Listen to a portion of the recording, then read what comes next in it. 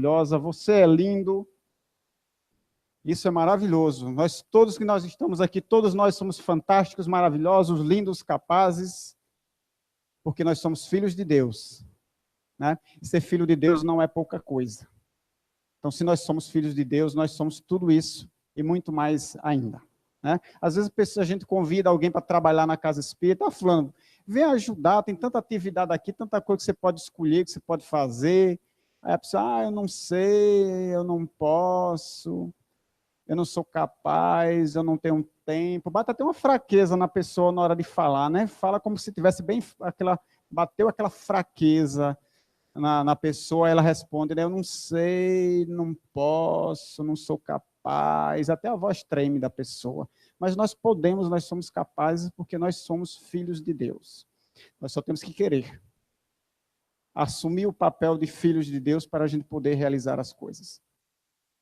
Bom, Roberto ele me convidou para ministrar um curso quase que completo em um final de semana sobre magnetismo. Então, nessa tarde de hoje, a gente vai falar sobre processo de atendimento, relação magnética, tato magnético, outras formas de detecção de desarmonias, regras do passe. Vamos falar ainda sobre considerações sobre os passos dispersivos, as técnicas, imposições longitudinais, transversais, circulares, perpendiculares, sopros, técnicas conjugadas, concentração por impacto, dispersão por impacto, outros aspectos do passe, passes em gestantes, crianças e idosos, fadiga fluídica, congestão fluídica, psicosensibilidade. Deixa eu respirar. Amanhã à tarde a gente vai treinar tudo isso. Hoje a gente vai ver na teoria, a gente vai aqui até às 11 da noite, para ver essa listinha imensa que ele me deu. Pode ser também. E amanhã à tarde a gente vai treinar, fazer o treinamento das técnicas, né? A gente vai fazer um resumão. O nosso curso lá de magnetismo, geralmente ele começa em abril, termina em outubro. É 1h30 por semana de aula. Então, façam as contas aí. São 25 aulas, multiplicadas por 1h30. Acho que dá quanto? 37 horas e meia, né? E depois tem mais 4 aulas de estágio, onde eles vão tratar realmente alguém que esteja doente, eles vão tratar de forma supervisionada durante 4 semanas, né? Onde eles vão poder aplicar tudo aquilo, todo o conhecimento que eles adquiriram, né? Então, essas 25 aulas que a gente ministra lá, Roberto quer que a gente fale hoje à tarde e amanhã à tarde. Então, vamos fazer um resumão.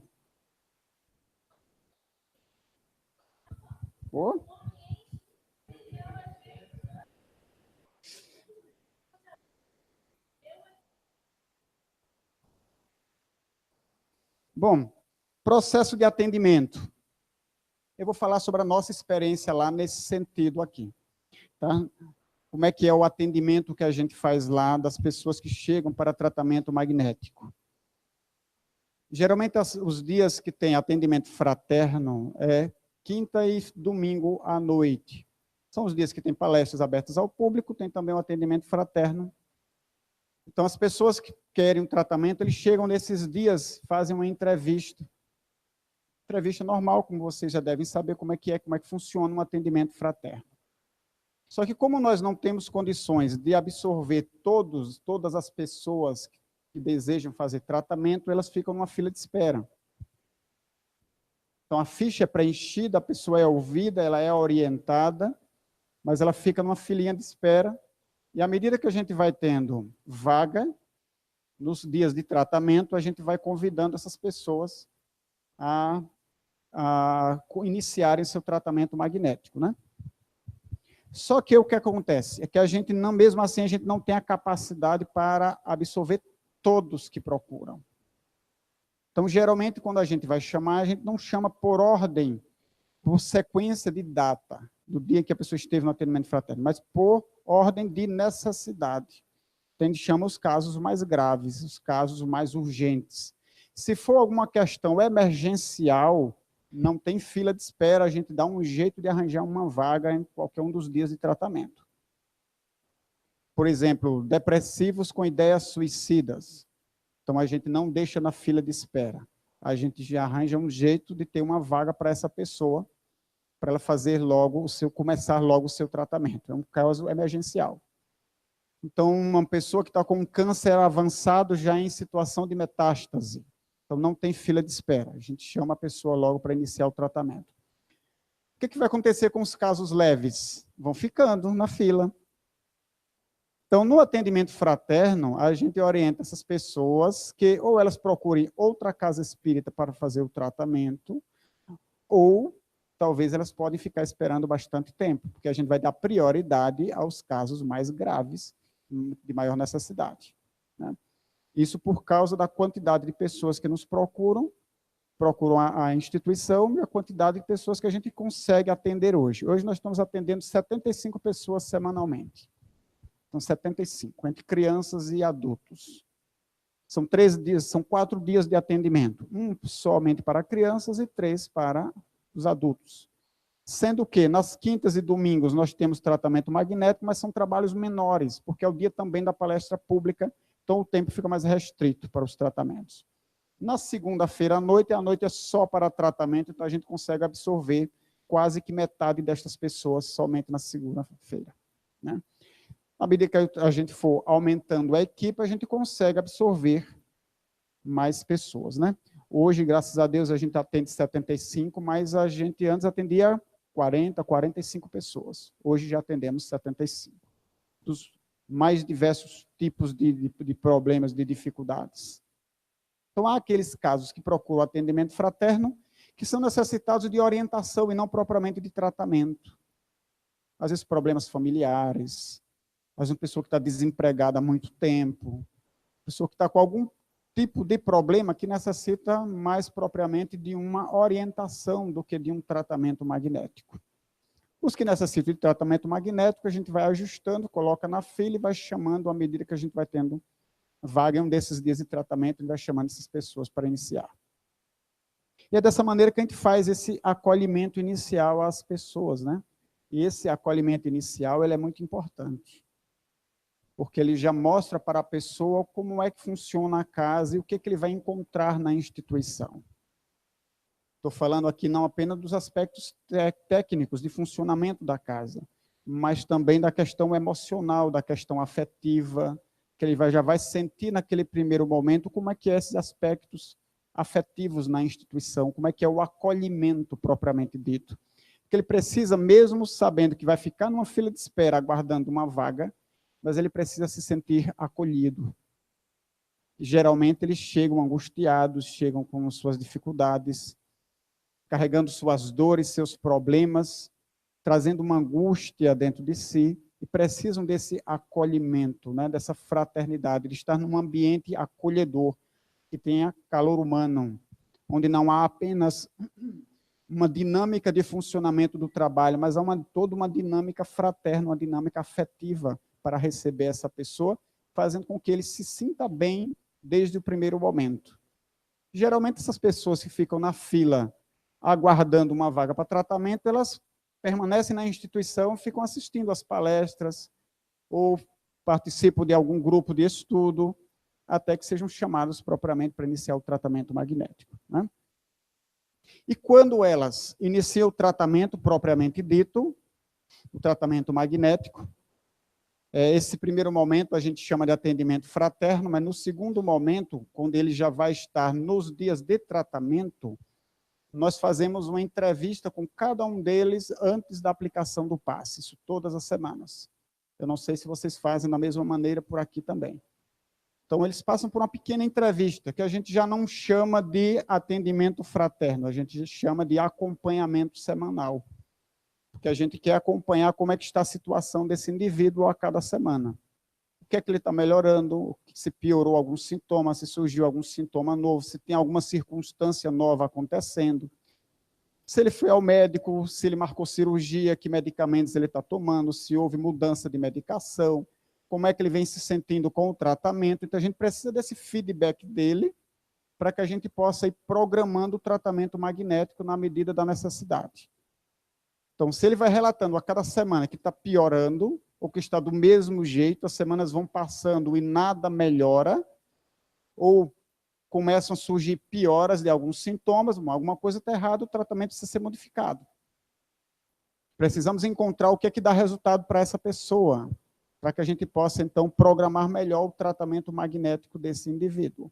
Tá? Então, por isso que a gente faz esse acompanhamento, que é rapidinho, dura 4, 5, 6 minutos, a não ser em alguma circunstância especial, onde pode ser que aconteceu alguma coisa durante a semana dele, ele está muito para baixo, ele está pior, ele está com outros problemas, e aí a gente precisa de um tempo maior para ouvi-lo.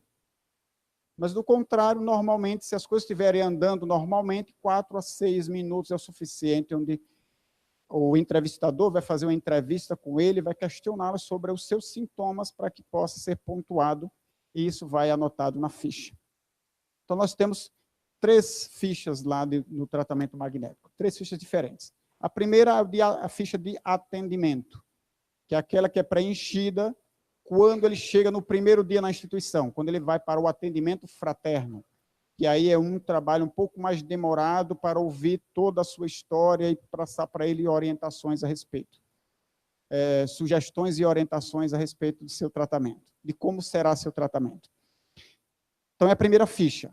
Essa ficha ela é única, só é preenchida uma única vez para esse doente. Nós temos a ficha de acompanhamento semanal, que é aquela que vai sendo modificada, preenchida a cada semana, a cada novo atendimento. Então, ele passa pelo entrevistador, que vai verificar seus sintomas, como é que estão, a pontuação desses sintomas. Que a gente conseguiu elaborar uma ficha da forma mais objetiva possível. Então, cada sintoma recebe uma numeração de 0 a 10, dada pelo próprio doente para cada um dos sintomas. E ele vai refazendo essa numeração a cada semana, e aí, dessa forma, a gente consegue saber que sintoma está melhorando ou piorando e quanto está sofrendo de modificação nesses sintomas. Então, quando o sintoma chega a 0, é porque o sintoma desapareceu. Se o sintoma chega a 10, é para ele está no nível máximo. Para o doente está no nível máximo. Nível 10 é aquele sintoma. E dessa maneira fica fácil da gente elaborar gráficos, né, que possa dar uma visualização mais fácil de toda a trajetória, todo o histórico do tratamento desse indivíduo. Então, isso é preenchido a cada semana antes dele receber o passe. E tem a ficha do magnetizador, que é o magnetizador quem preenche a cada semana também. Então, cada assistido em tratamento ele vai ter 3 fichas. Uma que é preenchida apenas no primeiro dia do atendimento fraterno, a outra vai ser preenchida por um atendente e a outra vai ser preenchida pelo magnetizador a cada semana. Nessa ficha do magnetizador, lá vão constar os dados como a relação fluídica, como é que foi, o tato magnético, quais as desarmonias encontradas, que técnicas foram aplicadas, se as técnicas foram dispersivas, se foram concentradores, se foram ativantes, se foram calmantes, em que região do corpo ou em que centros de força foi aplicada essa técnica, de preferência na sequência em que foi aplicada. E também sensações sentidas pelo magnetizador, sensações sentidas pelo próprio doente durante o passe, alguma reação que tenha ocorrido durante a aplicação do passe. Então, tudo isso vai para a ficha e o coordenador lê essas fichas toda semana, o coordenador do trabalho. Ele lê as fichas dos magnetizadores e a ficha do acompanhamento feito pelo atendente a cada semana, ele cruza as informações. Se o doente vem relatando uma redução de sintomas, está ótimo. A gente pode tentar melhorar esse tratamento para que seja mais rápido. Mas se os sintomas demoram a melhorar, ou se oscilam muito, descem, sobem, ou se há uma piora frequente desses sintomas, com certeza a gente precisa modificar o tratamento magnético, melhorar o tratamento magnético de modo que venha dar o resultado, né? E assim é que a gente vai se baseando nas informações do atendente e do próprio doente, do magnetizador, para que a gente vá elaborando melhor o tratamento. E assim a gente vai aprendendo a respeito do funcionamento do magnetismo. Porque se a gente vê que a técnica que está sendo aplicada está resultando numa melhora dos sintomas, ótimo, então a gente já tem um direcionamento a dar para o tratamento daquela doença. Se um outro doente aparece com a mesma doença, o mesmo tipo de doença, com algo semelhante, a gente já tem pelo menos uma ideia de como começar o seu tratamento baseado nas experiências anteriores, os tratamentos anteriores. E assim a gente vai sabendo o que é que ajuda mais e o que é que ajuda menos, e a gente vai fazendo as nossas descobertas a respeito do funcionamento do magnetismo. Quando esse paciente é colocado nas mãos do magnetizador, aí vem uma das coisas que é das mais importantes no magnetismo, que se chama relação magnética. É das mais importantes e que muitas vezes até mesmo magnetizadores já experientes não tomam muito cuidado, não prestam muita atenção com relação a esse detalhe. Mas é dos mais importantes. Até porque o passe não funciona se não há uma boa relação magnética estabelecida entre o magnetizador e o doente que ele vai aplicar o passe. Para que a técnica funcione, precisa ter uma boa relação magnética. Para que o magnetismo funcione, tem que ter uma boa relação magnética. Uma coisa que é muito importante no magnetizador é a questão da vontade. Ele tem que querer e ele tem que acreditar na realização desse querer. Se ele não tiver essa vontade aliada a uma confiança, poucos são os resultados que ele vai alcançar. Porém, essa vontade ela vai dar um resultado através das técnicas. Então, as técnicas sozinhas não funcionam. A técnica sozinha vai ser apenas um balançar de mãos. Assim como a vontade sozinha precisa ser uma vontade muito boa e muito bem direcionada para prescindir das técnicas. Normalmente, a gente precisa usar essa vontade através de uma técnica que vai ajudar o doente.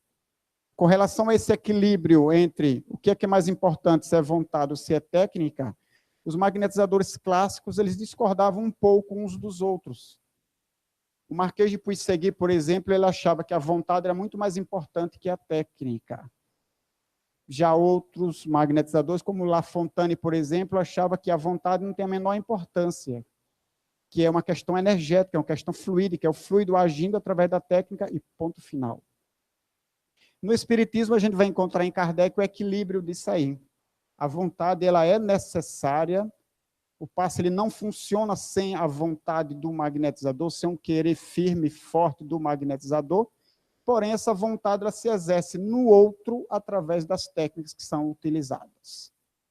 A técnica correta no lugar certo, aplicado da maneira certa, lógico, tudo isso impulsionado por uma vontade forte e firme do magnetizador. Mas entre a técnica e o assistido tem a relação magnética. Cada um de nós somos envolvidos por um tipo de energia que forma o nosso padrão energético. Todos nós, tanto o magnetizador quanto o doente. Para que a energia do magnetizador consiga atuar, influenciar, interferir na energia do outro, essas duas energias têm que estar em ressonância uma com a outra. Tem que ter uma boa relação uma com a outra. É igual num casamento, a energia de um tem que casar com a energia do outro. Se o marido não tiver uma boa relação com a esposa e vice-versa, as coisas desandam, as coisas não dão certo. A comunicação fica falha, o pagamento das despesas gera problemas, a educação dos filhos gera problemas, porque um quer puxar para um lado, outro quer puxar para o outro, as coisas não funcionam. Tem que ser como num casamento. O marido tem que ter uma boa relação com a esposa e vice-versa, porque aí sim as coisas funcionam da melhor maneira possível. Da mesma forma, para que a energia do magnetizador consiga interferir na energia que não é dele, na energia do outro, essas duas energias têm que entrar em relação, em boa relação. Sem isso, não funciona.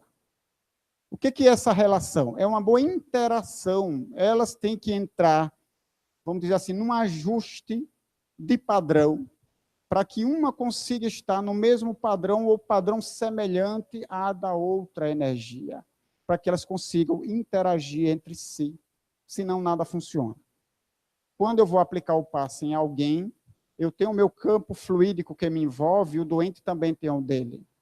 Quando há uma boa relação fluídica, esses dois campos conseguem se unir, se tocar, se fundir, provisoriamente, temporariamente, meio que se fundir, a fim de que aquilo que eu fizer possa resultar em algo positivo para ele.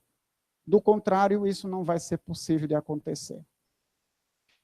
Quando eu aplico, vocês devem ter visto alguma coisa a respeito de técnicas, né, Roberto?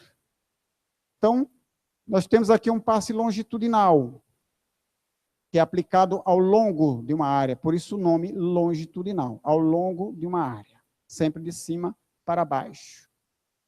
Às vezes, esse passe ele é utilizado para desbloqueio de energias, às vezes energias que estão congestionadas, que estão estagnadas em determinados pontos.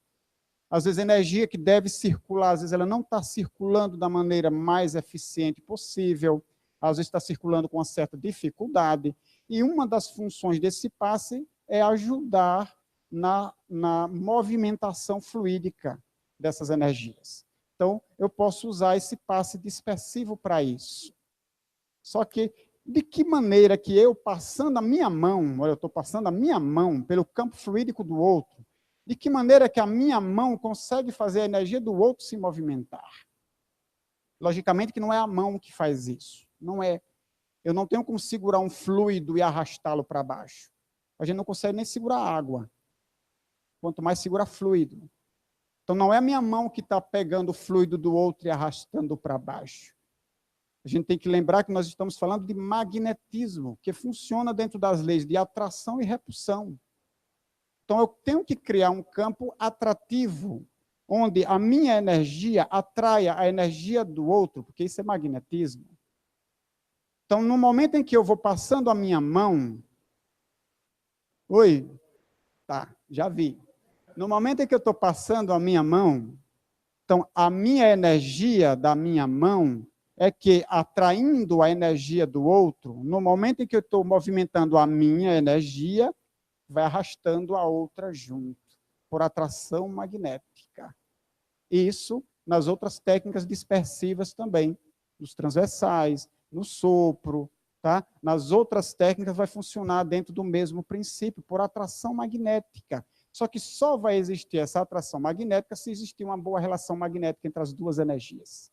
Se não existir, eu vou movimentar a minha mão, a minha energia, porém a outra continua parada. Porque uma não consegue atrair e arrastar a outra. Diga, pode. Bom, existem formas da gente estabelecer uma boa relação magnética com o paciente. Tem como o magnetizador fazer isso. Mas se ele não conseguir de forma alguma, passa para outro magnetizador aplicar.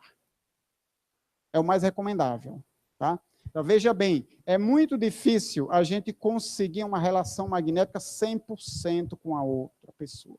Difícil, porque são energias diferentes, de padrões diferentes. Não é porque uma é melhor, a outra pior, não é isso. É que são diferentes, tá? Então, para que elas se relacionem, precisa que se crie um campo de atratividade entre elas duas, que é o que a gente vai chamar de relação magnética, ou relação fluídica, ou interação magnética, é tudo a mesma coisa.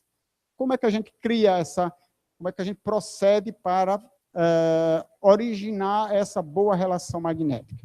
Primeiro, a gente precisa saber se tem ou não tem já estabelecida essa boa relação magnética. Às vezes acontece, duas pessoas às vezes se gostam bastante, mas não tem uma boa relação magnética entre si. Energeticamente, são energias que às vezes se repelem.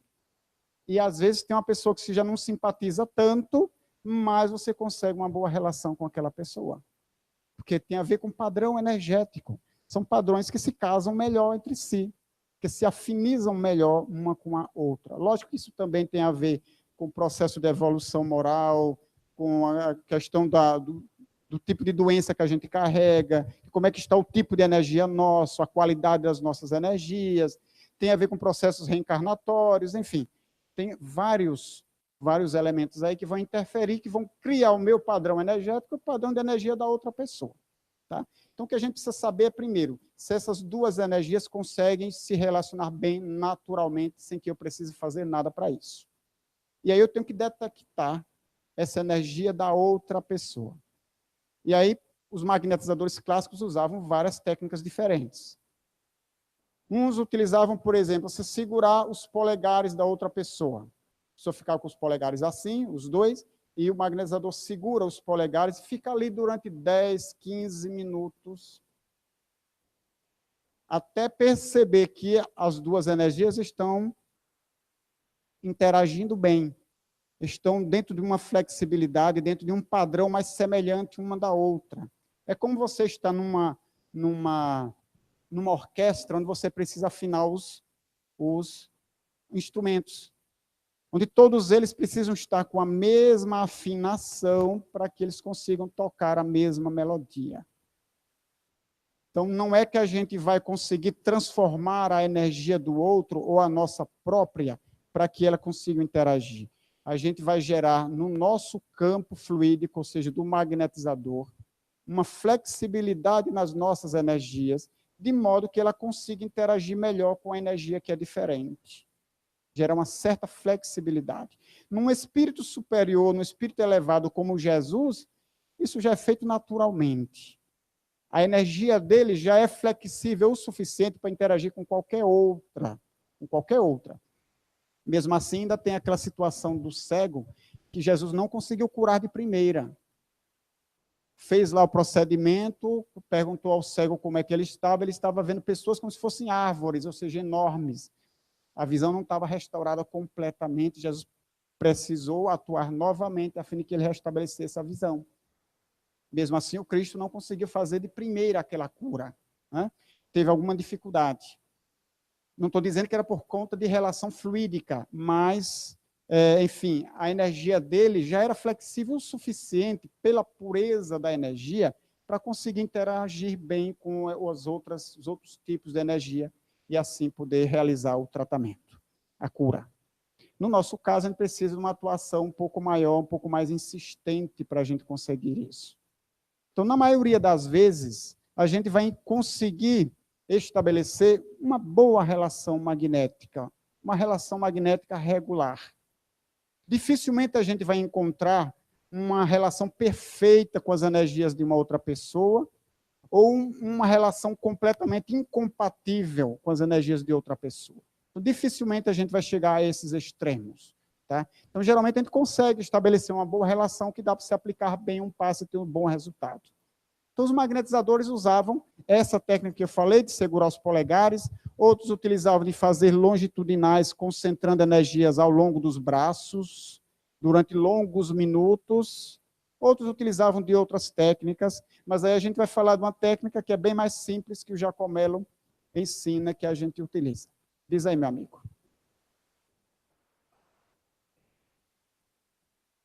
A vontade do paciente ela vai ter sempre uma influência, mas não significa dizer que é uma influência insuperável. Vamos dizer assim, se ela não está com vontade, se ela não quer colaborar, não podemos dizer que é uma influência insuperável, mas sempre vai ajudar se o paciente colaborar com o seu próprio tratamento, sempre. Então, se o paciente tiver condições ali de fazer uma prece, isso já vai ajudar na relação magnética.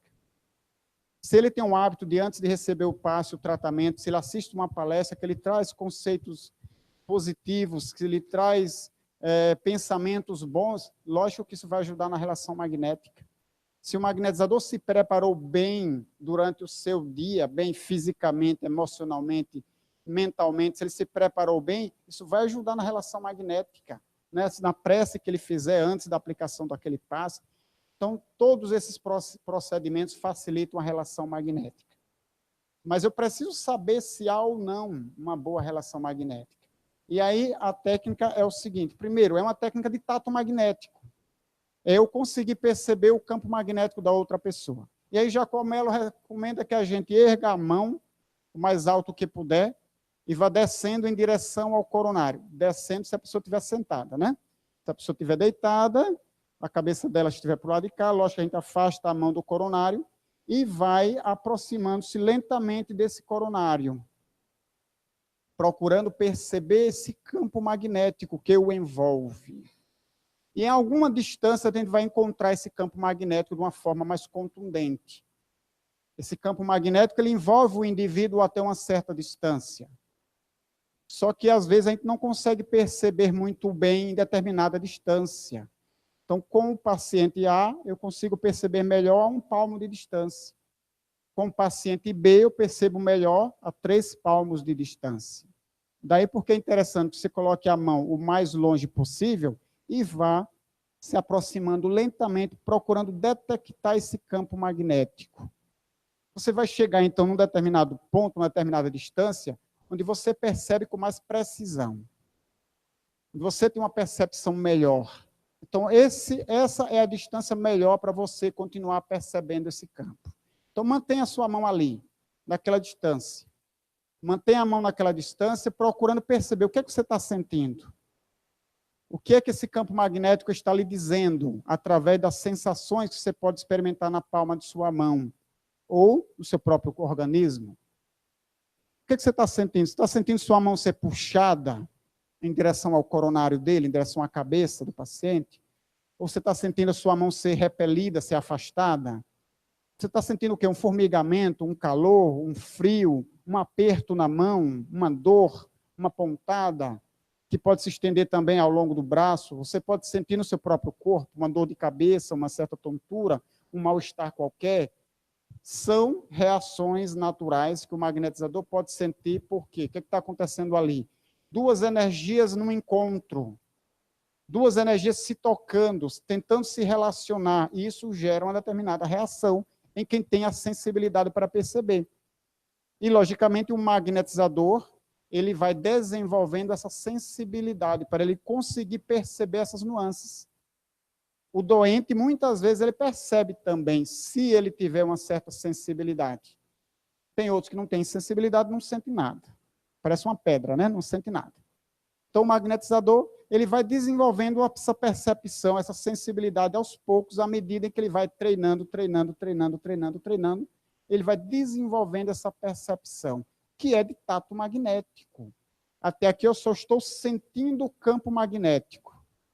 E pelas sensações, eu vou poder interpretar, que eu vou ter que interpretar essas sensações, e aí eu vou dizer se há ou não uma boa relação magnética com o doente. Quando há uma boa relação magnética, as sensações são agradáveis. As sensações é de atração. Eu sinto uma leveza na mão e não um peso.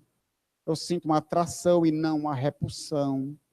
Às vezes eu vou fazer a relação magnética e minha mão como que é afastada, ou como se tivesse um obstáculo entre a cabeça da pessoa e a minha mão. Isso é sinal de que não há uma boa relação fluídica. Há um campo tentando repelir o outro aí. Há uma energia tentando afastar a outra. Ou então eu sinto um peso na mão, isso é sinal de que não há uma boa relação fluídica, um formigamento, às vezes pontadas na mão. Às vezes um calor, uma secura na mão que às vezes não é agradável. Mas eu posso sentir uma brisa agradável, eu posso sentir uma brisa que incomoda. Então, as sensações agradáveis são sempre sinais de boa relação fluídica. Quando a gente encontra uma pessoa que as energias dela batem bem com as nossas energias, a gente se sente bem, porque há trocas de energia naquele momento, então a gente se sente bem. Mas se não há uma boa relação entre aquelas energias, a gente pode até gostar da pessoa, mas alguma coisa ali não está batendo, porque uma energia não está se dando muito bem com o contato da outra, está gerando reações que são desagradáveis. Se há uma boa relação fluídica, a gente parte para o próximo passo, que é fazer o tato magnético, ou seja, diagnosticar o que é que há para ser tratado. Então, nesse primeiro momento, eu estou criando uma interação energética com a pessoa. Segundo passo, que é o tato magnético, agora eu vou diagnosticar o problema. Terceiro passo, aplicar o passe para resolver essas desarmonias. Mesma coisa acontece no consultório de um bom médico. Primeiro, ele procura interagir com a pessoa, criar um grau de confiança, que ele faz isso através da palavra, através da conversa, através do sorriso, através do acolhimento, através do olhar. Se você entra no consultório, ele não levanta a cabeça para olhar para você, continua escrevendo, e você senta lá e você não sabe se você fala com ele ou você espera ele terminar. Aí ele diz, diga, continua de cabeça baixa, você escrevendo, e de cabeça baixa. Aí você diz para que é que você veio, e ele de cabeça baixa. Ou seja, não está criando uma boa interação ali. Não está criando um elo de confiança. Você não se sente muito confortável com aquele profissional na sua frente que vai cuidar da sua saúde. Você não se sente acolhido. Mas um bom médico, a primeira coisa que ele faz é criar esse campo de acolhimento com o doente, para deixá-lo à vontade. Aí depois ele vai fazer o diagnóstico do problema. Agora me conta os sintomas que você sente, dói aqui, dói ali, verifica sua pressão, faz uma auscultação, conversa sobre seus sintomas, porque ele quer elaborar um diagnóstico para depois traçar um tratamento. O magnetizador vai fazer a mesma coisa, só que energeticamente. Esse momento de relação, ela é energética, não é através da voz, não é através do olhar, é energética. São duas energias que precisam interagir bem para que o resto funcione. Então, se eu detectei que há uma boa relação magnética, eu passo para o segundo passo, que é fazer o tato magnético. Mas e se não tiver a relação magnética boa? O que é que eu faço? Aí vem uma outra técnica. Mantenha a mão lá. Essa mão vai ser o seu termômetro. É ele quem vai fazer o diagnóstico de quando está estabelecendo a relação magnética ou não. Mantenha essa mão ali, naquela mesma distância, naquele mesmo campo. Procura envolver mentalmente seu doente com bons pensamentos. Não é com boas energias. O passe não começou ainda. É com bons pensamentos. Procura pensar positivamente sobre ele. Reforça o seu desejo de vê-lo melhor. Pode até fazer uma prece por ele naquele momento. Né? Reforça a sua vontade de vê-lo sair daquela situação, de se curar do seu problema, da sua doença. Que a melhor coisa que gera uma boa relação energética entre as pessoas é o amor. Então, aqueles sentimentos positivos que eu procuro desenvolver, melhorar, reforçar naquele momento, vai tornar a minha energia mais flexível. E aí ela consegue se acomodar melhor, se relacionar melhor com a energia do doente. E como é que eu vou saber que isso aconteceu? Opa, a mão está aqui fazendo esse termômetro, fazendo essa medição. Então, as sensações que eu estava sentindo antes vão modificar. Se eu fizer direito, elas vão modificar. Então, se a mão estava sendo repelida, agora ela está sendo atraída. Agora eu sinto que não tem mais obstáculo. A mão como quem agora está sendo puxada em direção à cabeça da pessoa. Aquela sensação desagradável, a mão que parece estar sendo apertada, parece estar sendo furada, já não tem mais. Agora eu sinto só um formigamentozinho leve, suave na mão. Ou seja, as sensações mudaram, porque a relação entre as duas energias também mudou. Mudou para melhor nesse caso. Agora as duas energias conseguem se relacionar melhor. Pode ser que não seja a melhor relação magnética do mundo, mas já há uma relação magnética entre eles dois que torna possível a continuação do passe. Tá? Se houver uma boa relação magnética, isso facilita inclusive o tato magnético. Quando não há uma boa relação magnética, você não consegue perceber bem as desarmonias do outro. Às vezes a gente percebe, poxa, parece que eu não senti nada. Estava difícil sentir alguma coisa, ou o paciente não tem desarmonia nenhuma, ou eu não estou conseguindo sentir nada. Às vezes é a relação magnética que não está boa. E está prejudicando o tato magnético. Porque para eu perceber a situação da energia do outro, como é que isso vai se dar?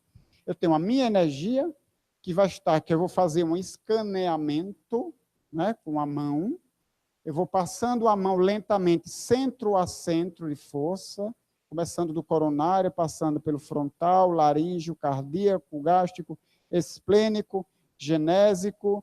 Posso verificar também nos membros superiores, dependendo do tipo de problema que a pessoa carrega. Posso verificar como é que está o fígado, como é que estão os órgãos físicos, como é que estão os intestinos. Posso verificar também como é que estão as pernas até os pés. Posso verificar os centros posteriores também, como é que está a situação. Vou fazendo um escaneamento. E aí, uma coisa muitíssimo importante. Na relação magnética e no tato magnético, não deve haver doação de energia. Porque ainda não estamos aplicando o passe, o tratamento propriamente dito ainda não está sendo feito. Primeiro, eu estava estabelecendo uma relação magnética, e aí não deve haver doação de energias. Quando eu faço aqueles movimentos com a mão, quando minha mão se aproxima, é apenas a mão com a minha energia, mas sem haver transferência de fluido. Isso é importante. No tato magnético, também, eu vou fazer o escaneamento centro a centro, órgão a órgão que eu queira analisar, mas é um trabalho de percepção, sem doação de energia. Porque aí eu estou fazendo um diagnóstico e não o tratamento propriamente. As energias eu só vou doar quando eu for iniciar o passe propriamente dito. Correto? Bem entendido? Então, no tato magnético, o que é que vai acontecer? É como se fosse um escaneamento. A minha mão vai passando e minha mão carrega energias. Apesar de que eu não quero doar, mas ela carrega energias. Essa energia da minha mão vai entrar em contato com a energia do outro e vai gerar uma reação. essa reação eu vou perceber na palma da minha mão ou na ponta dos meus dedos. Eu vou perceber e vou interpretar essa reação. Como é que eu vou saber o que é desarmonia e o que não é desarmonia? Porque eu tanto posso perceber as harmonias como as desarmonias. As desarmonias, elas saem do contexto geral, elas fogem do contexto geral. Que tipo de sensação eu vou sentir no tato magnético? As mais variadas. Depende de cada magnetizador e de cada doente também. São as mais variadas. Porque é uma energia em contato com outra, diferente da dela, que gera uma reação. Eu posso sentir um calor, posso sentir uma alfinetada, posso sentir formigamento, posso sentir dor, posso sentir uma repulsa, posso sentir um puxão para baixo. Eu posso perceber que tem como se fosse um volume. Posso sentir como se tivesse ali um vazio, como se fosse um buraco naquele local, naquele espaço. Enfim, sensações são as mais diferentes. Como é que eu sei o que é harmonia ou desarmonia? Pelas diferenciações. Então, eu venho fazendo tato magnético. Aqui no coronário eu sinto um calorzinho, aqui no frontal eu sinto um calorzinho. Quando chega no laringe eu sinto um frio. Aí chega no cardíaco um calorzinho de novo, no gasto um calorzinho de novo. O que é que está acontecendo? Tem um que está diferente, está fugindo do padrão. Em todos eu senti de uma certa maneira, o contato entre as energias provocou uma reação, mas no laringe provocou uma reação diferente, somente nele provocou algo diferente. Ali provavelmente tem uma desarmonia. Está fugindo do padrão geral, a não ser que somente ele esteja organizado e o resto todo esteja desarmonizado. A não ser que seja o inverso. Mas aí eu vou sentir pelo grau de desarmonia que os demais centros estão me transmitindo. Porque se está quase tudo desarmonizado, porque tem coisa ali bastante grave. Então, eu posso perceber pelo tato magnético o quê? Muita coisa. Muita coisa. Eu posso perceber não apenas se há ou não uma desarmonia, mas eu posso perceber que tipo de desarmonia. Ali tem uma carência de fluido ou tem um excesso de fluido? As energias estão transitando normalmente por aquele centro de força ou não? Qual é o grau de desarmonia? A desarmonia ali é grave ou é algo superficial, mais fácil de resolver? Então, tudo isso pode ser sentido, não apenas com relação aos centros de força, que vocês já devem ter visto, né, Roberto? Centros de força, mas também com relação aos órgãos. Eu posso fazer um tato magnético lá no fígado e perceber, tem uma desarmonia aqui, nesse fígado. Não está normal. Tem alguma coisa diferente nesse órgão. Que tipo de desarmonia? O que é que está acontecendo com ele? Isso requer, então, um trabalho investigativo com uma maior atenção, apurar mais a minha sensibilidade e a minha atenção com relação ao que reações eu consigo sentir com relação a esse tato magnético. Às vezes a pessoa diz assim, eu não tenho tato magnético nenhum, eu não sinto nada. Continue fazendo. Nós já tivemos experiência com magnetizador, demorou 1 ano para ele conseguir sentir qualquer coisa através do tato magnético. Mas ele insistia e tentava fazer todas as vezes, todo o passo que aplicar. Tentava fazer o tato magnético, não sentia nada, aplicava dispersões.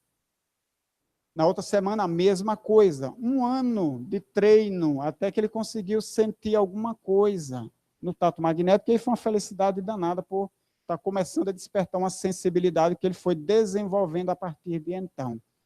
Como é que a gente faz para desenvolver o tato magnético? Insistência. Tem que insistir. Não pode desistir e dizer, não vou fazer mais porque eu não sinto nada. Continue fazendo. Porque o tato magnético requer apenas o quê? Sensibilidade. Só isso. Uns têm mais, obviamente, outros têm menos sensibilidade. Uns desenvolvem mais rapidamente, outros desenvolvem com mais tempo de exercício, mas todos são passíveis de desenvolver. Uns vão desenvolver um tato magnético bem mais aprofundado, é verdade, bem mais elaborado, mais detalhado, outros menos, mas todos podem desenvolver e podem ir melhorando sempre. Não há um limite até onde o tato magnético pode chegar. Depende da nossa perseverança, do quanto a gente insistir. E quando fizer o tato magnético, faça com atenção. Preste bastante atenção, porque às vezes os detalhes são bem sutis, e que com pouca atenção a gente passa batido e nem presta atenção, nem percebe aquilo de tão sutil às vezes que é. Por quê? Porque às vezes a sensibilidade está pouco desenvolvida, a gente sente às vezes de maneira bem sutil. quase que não consegue perceber. Mas aí a gente vai insistindo, deixa eu ver, o que é que eu consigo perceber mais com relação a isso aqui? O que é que eu sinto mais? Presta atenção. Vê se você não está sentindo alguma coisa no seu próprio corpo e não na palma da mão. Tem pessoas que têm um tato magnético geral espalhado no corpo inteiro, que às vezes basta se aproximar de uma pessoa e já vai sentindo alguma coisa. Tem pessoas que às vezes se aproximam do doente para aplicar o passe, vai se aproximando e já vai sentindo, sente dor de cabeça, sente enjoo, sente tontura, sente isso, sente aquilo. É uma sensibilidade maior que a pessoa tem e que não está localizada apenas na mão, está espalhada no seu corpo. Isso, às vezes, é desconfortável, que você sente o que o outro está sentindo, mas se você conseguir desenvolver essa sensibilidade com segurança, você vai ter um bom recurso de ajuda nesse diagnóstico. Quando você sentir algo, depois você pergunta ao doente se ele sentiu ou se ele vem sentindo ao longo dos dias isso. Porque aí você vai aprendendo a ganhar segurança, ter confiança nas suas sensações. E você vai aprendendo a interpretar também ao longo do tempo. Então, às vezes, diante de uma desarmonia, às vezes, muito grande num centro de força, às vezes, um dos meus dedos, ele começa a balançar e eu não consigo controlar, não consigo fazer ele parar de balançar. Ele começa a balançar rapidamente. Então, eu aprendi que todas as vezes que isso acontece comigo, porque ali tem uma desarmonia muito forte. Com outra pessoa pode ser diferente, completamente diferente. Então, a gente pode fazer um tato magnético e sentir um calor onde há uma desarmonia. Aí vem um outro magnetizador, faz o tato magnético e no mesmo local sente um frio, na mesma desarmonia. Porque a minha energia com relação à do doente gerou essa reação, foi percebida dessa maneira. Mas a energia doente com a energia da outra pessoa já é uma terceira energia, que não tem que provocar a mesma reação. E se a gente for medir lá a temperatura está normal. Eu senti como se estivesse ali muito quente, e às vezes a mão esquenta para valer, mas se for medir a temperatura está normal, é só uma percepção. Como é que a gente vai sentir fisicamente uma coisa que não é físico? Uma coisa que é sutil, que é fluídico, não é físico. É uma desarmonia, pode ser ali uma carência de fluido, ali está faltando fluido naquele centro de força. Como é que eu vou sentir uma coisa desse tipo? Uma reação orgânica, física. Então, a minha mente ela vai ter que, o meu sistema fluídico vai ter que converter aquela sensação sutil em algo que pode ser sentido organicamente, é uma interpretação. Então, no meu caso, aquela sensação ali foi interpretada como sendo de calor, foi percebida como calor. Por isso que o outro não sentiu como calor, poderia até ter sentido, mas sentiu como frio, ou como formigamento, como as pontadas na mão. Em um pode sentir de maneira mais leve, no outro de uma forma mais contundente. Isso vai variar, então, infinitamente de magnetizador para magnetizador e de doente para doente. Tá? Então, a minha energia com a de Rosana pode trazer certas reações, uma em contato com o outro, mas a mesma energia minha em contato com a de Ivo vai trazer outra relação, outra reação, porque a energia dele é diferente da dela. Da mesma maneira, se ele se relacionar energeticamente com uma outra pessoa também, vai trazer reações, sensações também diferenciadas. Que cada um traz o seu, como eu já falei, o seu próprio padrão de energia. Que em contato com o outro, cria reações que podem ser percebidas, né, fluidicamente. Como também as nossas energias, quando elas vão tocando determinados pontos, determinados centros de força, geram uma sensação palpável, uma sensação na palma da mão, como se ali realmente tivesse algo que eu posso tocar. Se a gente fizer alguns exercícios de tato magnético, a gente consegue fazer isso. É como se a gente estivesse realmente tocando em fluidos. Vamos fazer um exercíciozinho rápido? Largue o que tiver nas mãos, libera as duas mãos. Coloca uma mão de frente para a outra, uma palma de frente para a outra palma. A uma certa distância qualquer. Vai aproximando. Aproxima, distancia de novo. Tenta perceber algo que possa estar existente aí entre uma mão e a outra. Tenta perceber algo entre essas mãos.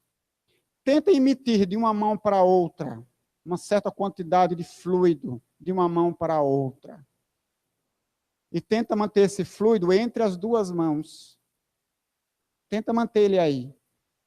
E começa a manipular essa energia, começa a manipular esse fluido. Você pode transformar ele numa bola, dar a ele um aspecto esférico. Você pode alongar, você pode comprimir, sempre sem perder a percepção de que ela está aí, sentindo, através da palma da mão, que tem algo aí no meio, é sua própria energia que está aí, entre uma palma da mão e a outra. Tenta palpar essa energia e sentir, perceber. É pesada, é sutil. Como é que a superfície é porosa, é lisa? Tenta perceber, tenta sentir alguma coisa. Que sensações traz? O que é que você consegue perceber dessa energia? Que sensações na palma da mão você consegue sentir? Você consegue puxar, esticar, porque ele é fluido. Com a sua mente, não vai ser com a sua mão, é sua mão e sua mente juntas vão fazer isso, seu querer. Você pode esticar, depois você pode comprimir o máximo que você puder. Você pode comprimir, você pode alongar, você pode perceber. Você pode brincar com essa energia, é sua própria energia que está entre suas mãos. Ok? Alguém conseguiu sentir alguma coisa? Conseguiram sentir? Alguém não sentiu absolutamente nada? Todo mundo, então, sentiu alguma coisa, né? Alguma coisa que for, todo mundo sentiu. Ok. É um exercício de tato magnético que a gente pode fazer, tá? Para ir buscando desenvolver essa sensibilidade, essas percepções, essas sensações, que a gente pode perceber pelo tato magnético, ao mesmo tempo procurar reconhecer sua própria energia. Isso pode ser importante em determinados tratamentos, eu reconhecer a minha energia. Por exemplo, você tem um indivíduo e você não sabe se ali tem uma carência ou um excesso de fluido. Aí você coloca a sua própria energia, um pouco da sua energia ali, faz uma doação. E faz um tato magnético. Estou percebendo, tem um certo volume aqui. Tá, mas esse volume é a energia que você colocou ou é a energia do outro, do próprio doente? Fazer essa diferenciação às vezes é importante. Essa aqui é minha energia, então eu coloquei, ela continua aqui. Ela não saiu daqui, não foi absorvida, ela continua aqui. Significa que talvez eu não possa fazer maior concentração nesse local, porque eu concentrei e não absorveu. Continua aqui a minha própria energia. Ou, por exemplo, você saber, a gente sabe que o esplênico ele está ligado, e aí eu dispersaria. Tá? Aí eu faria uma dispersão para não ficar aquela energia acumulada ali durante mais tempo. Tá? Ou então, por exemplo, eu sei que o fígado tem ligação com o centro esplênico. Será que o fígado está recebendo a energia do esplênico de maneira eficiente? Como é que eu posso fazer? Eu posso fazer uma doação de energia aqui no esplênico, com uma mão, com a outra mão, e fazer um tato magnético aqui no fígado. Então, eu percebo como é que está a situação desse fígado, e depois eu vou fazendo a doação com uma mão no esplênico, e se a energia estiver passando do esplênico, chegando realmente ao fígado, eu vou começar a perceber que tem uma energia chegando aqui. E eu consigo reconhecer que é a mesma energia que eu coloquei aqui, é a minha energia. Coloquei aqui, ela está chegando aqui no órgão. Então, eu consigo perceber. Isso parece difícil? Para algumas pessoas pode ser difícil, mas só exige uma coisa, treino. Só isso. Ah, mas isso é complicado. Pouquíssimas pessoas devem conseguir fazer isso. Pelo contrário, a grande maioria das pessoas consegue fazer, porque isso é algo anímico, é algo nosso. É uma capacidade nossa de entrar em contato com outras energias e reconhecer esses padrões. Reconhecer, conseguir detectar como é que está funcionando essas energias nas outras pessoas ou em nós mesmos, que a gente também pode fazer um tato em nós mesmos e ver as nossas próprias desarmonias, né? Sentir como é que a gente está, como é que o nosso campo fluídico está funcionando, se está bem, se está mais ou menos, se está mal. E nós podemos fazer isso com as outras pessoas também, com os nossos doentes. Só que, ressaltando mais uma vez a importância, eu só consigo ter essa boa percepção do campo fluídico do outro se tiver uma boa relação magnética. Senão a percepção acaba ficando truncada, ou eu não tenho uma boa percepção, ou eu não consigo sentir direito, ou eu não sinto nada, ou sinto muito pouco. Então, se você fez todo aquele exercício que eu falei para tentar estabelecer, melhorar a relação fluídica, e mesmo assim não conseguiu, aplica algumas dispersões longitudinais. A cabeça do doente está aqui, do meu lado direito. Do coronário aos pés, da cabeça aos pés. Faz algumas dispersões e verifica novamente como é que está a relação magnética. Geralmente melhora. Geralmente melhora. Tá? Como também o tato magnético. Está com dificuldade de realizar o tato magnético, a percepção está meio ruinzinha hoje, faz algumas dispersões gerais da cabeça aos pés. Algumas, não muitas. Por que não muitas? Porque eu ainda não estou tratando ele. Eu estou tentando melhorar minhas percepções ainda. Tá? Se eu fizer muita, qual é o problema que eu posso gerar? Eu vou gerar um problema de percepção, porque eu vou aplicar muitas dispersões. Quando eu fizer o tato magnético, olha, ele não está ruim hoje não, está bem. Por quê? Por causa da dispersão que você fez. Ou seja, o que ele tinha realmente de desarmonia, agora você já não sabe mais. Você mudou o sistema fluídico dele, você mudou com suas dispersões, e aí agora que você quer saber das desarmonias, você já não consegue perceber direito, porque você modificou a situação, a configuração original, que você queria saber como é que ele chegou ali, você já não tem mais, você modificou com as suas dispersões, tá? Não vai trazer prejuízo para o doente, porque a dispersão não vai trazer problema para ele, mas você já não sabe mais direito que desarmonias é que ele chegou ali trazendo. Ok? Captaram? Tá? Então, relação fluídica, tato magnético. Diagnostiquei, agora eu sei que desarmonia ele tem. Que pode ser uma, pode ser várias, pode ser leve, pode ser grave, enfim. E uma coisa importante com relação a centros de força, isso a gente vai encontrar no livro A Cura da Depressão pelo Magnetismo, de Giacomello. Geralmente, quando um centro de força, qualquer um dos centros de força, quando ele está com uma desarmonia grave, é bom sempre a gente verificar aqueles que estão próximos, como é que eles estão. O que é que acontece? Um centro de força, ele precisa se alimentar. Ele se alimenta da mesma energia que ele distribui, que ele emite, que ele capta, ele também se alimenta desse fluido. É o combustível que faz ele funcionar e o corpo físico também. Energia vital, magnetismo.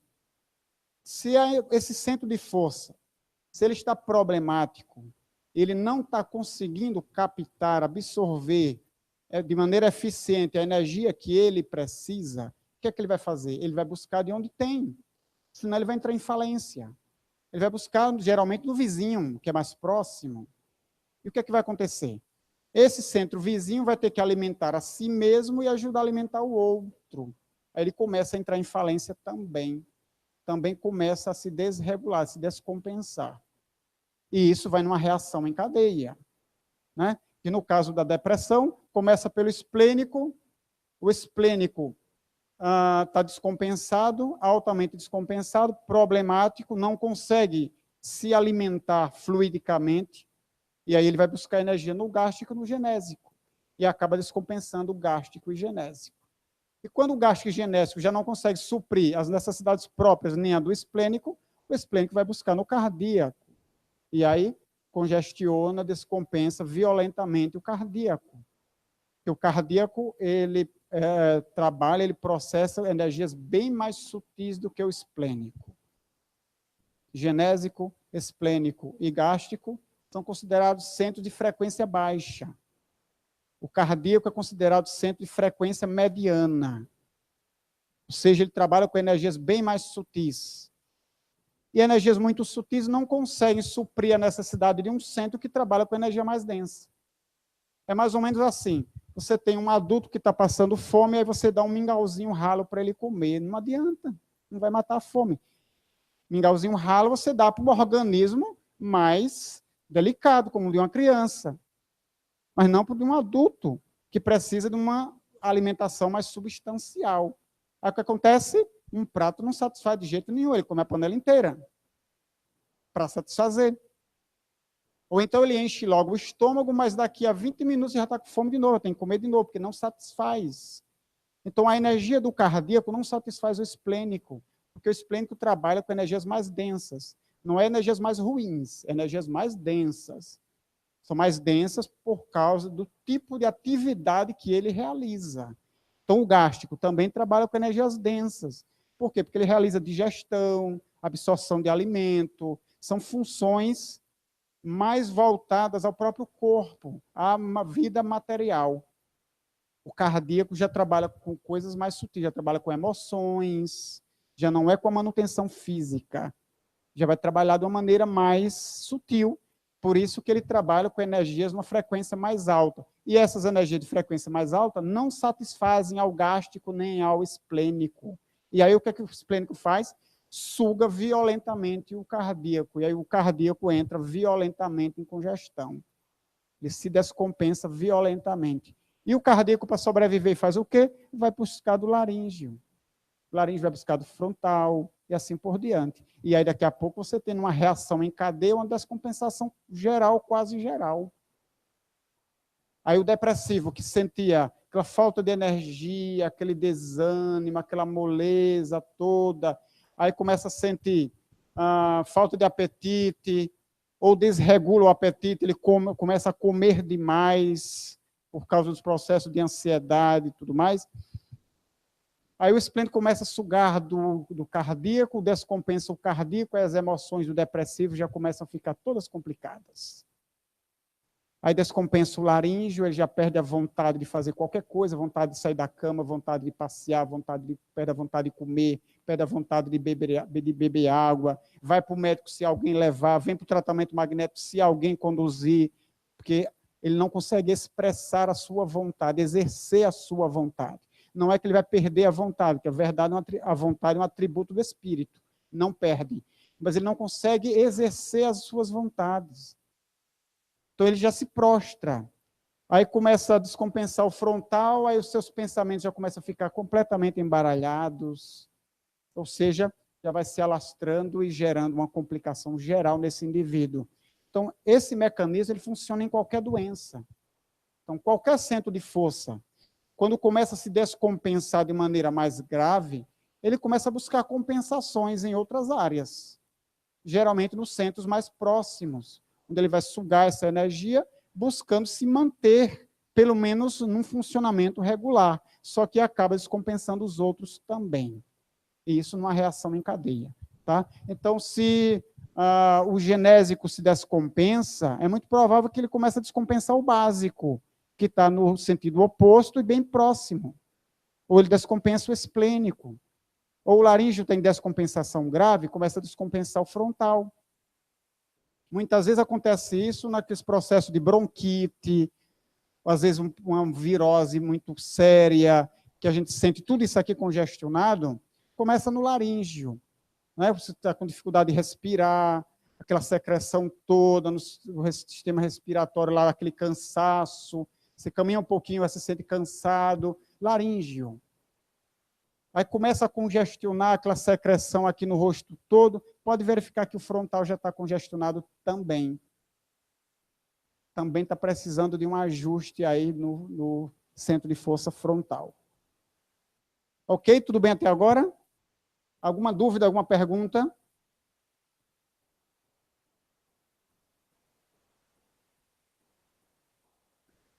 Eu nem sei das horas como é que estão.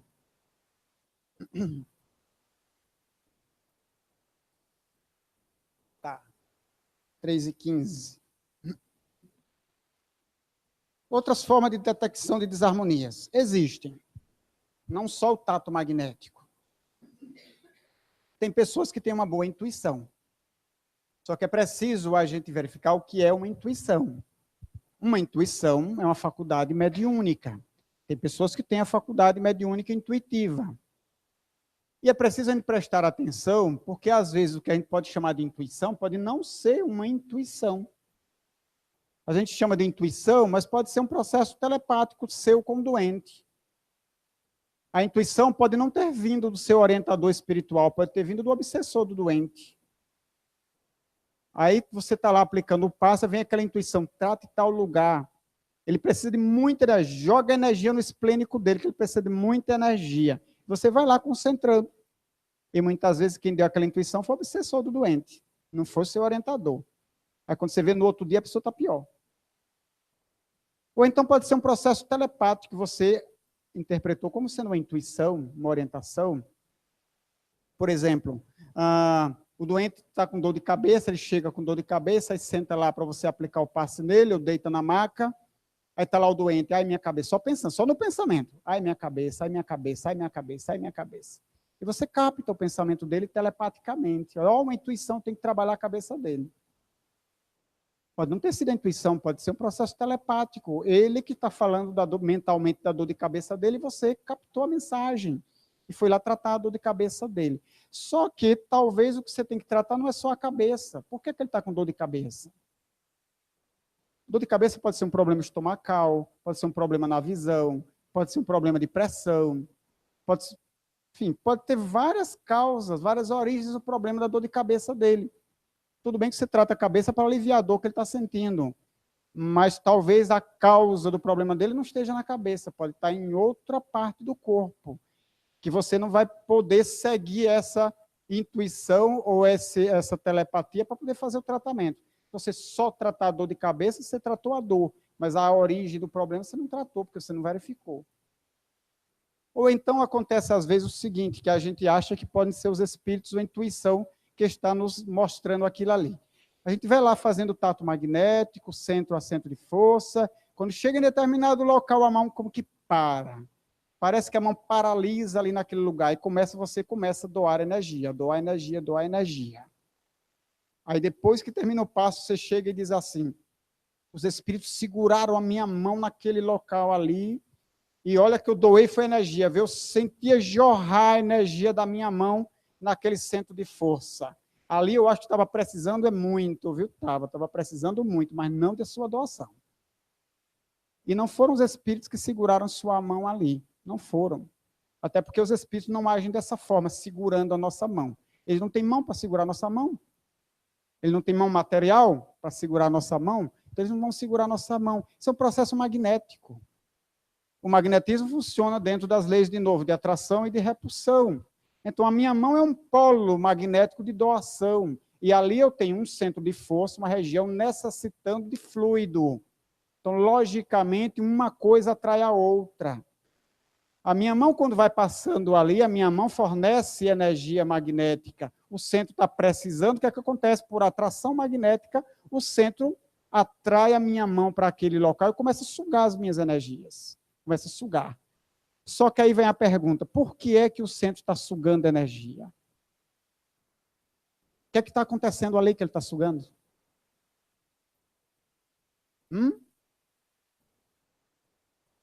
Como é que é? Está com carência de energia. Bem provavelmente ele está com carência de energia. Agora, por que ele está com carência de energia?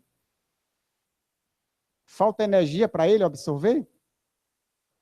Falta energia no ambiente para suprir a necessidade dele? Exatamente. Há algum bloqueio, há alguma congestão fluídica, há alguma desarmonia naquele centro que está fazendo com que ele não consiga absorver, porque energia no ambiente tem. Né? Em todo lugar tem energia que a gente pode absorver. E nossos centros de força, eles captam energia. Captam energia do ambiente, das pessoas, dos lugares onde a gente vai.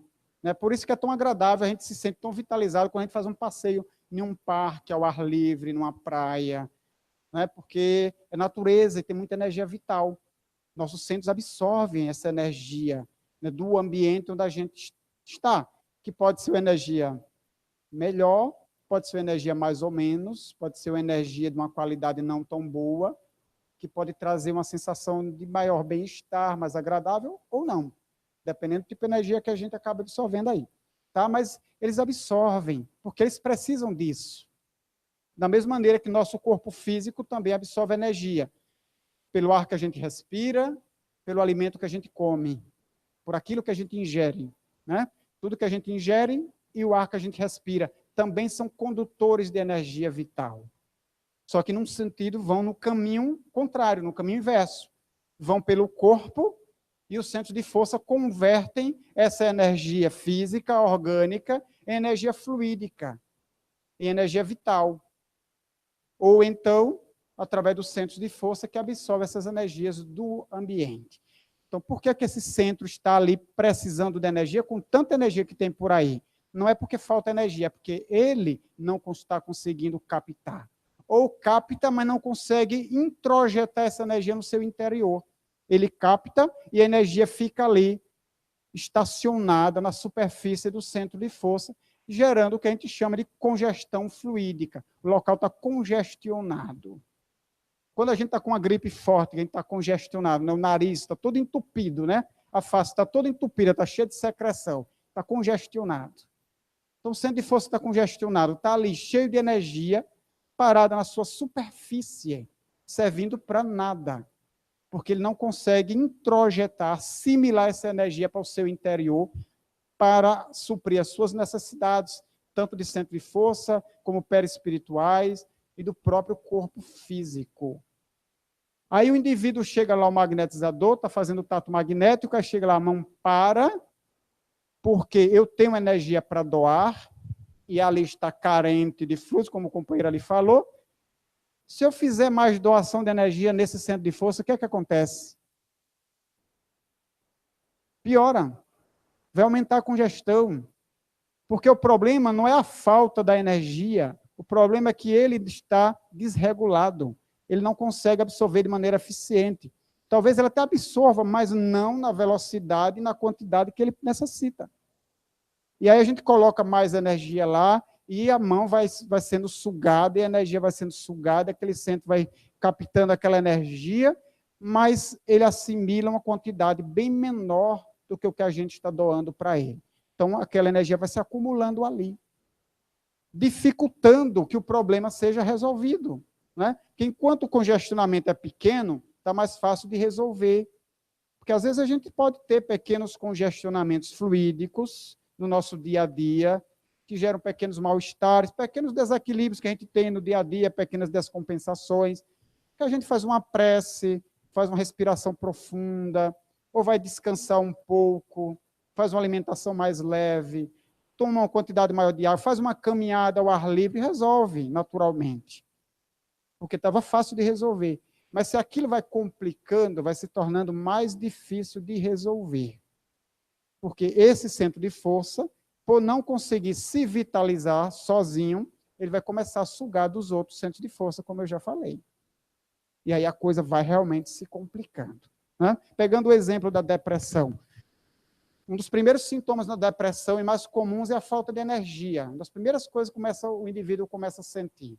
Às vezes ele nem percebe que está em depressão ou está entrando em depressão.